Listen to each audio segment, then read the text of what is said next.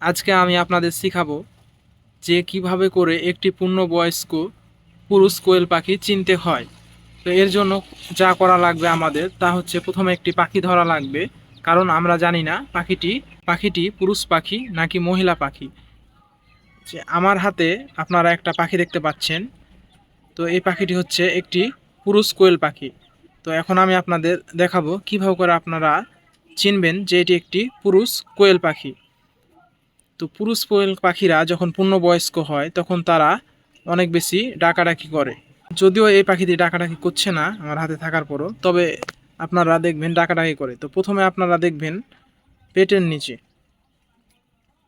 পেটের নিচটা লক্ষ্য করলে দেখতে পারবেন যে লালচে দাগ, এই আর গলার নিচটাও দেখতে পাচ্ছেন ঠিক লালচে দাগ।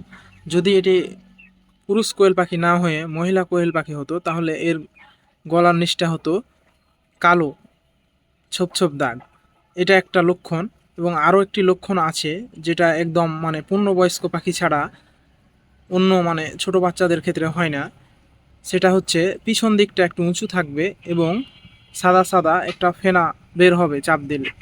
সেটা এখন আমি আপনাদের দেখাবো যে কিভাবে করে পিছন দিকটা চাপ দিবেন। এই যে পিছন দিকটা দেখতে পাচ্ছেন উঁচু হয়ে আছে, তো এখানে চাপ দিলেই একটু সাদা ফেনা বের হবে।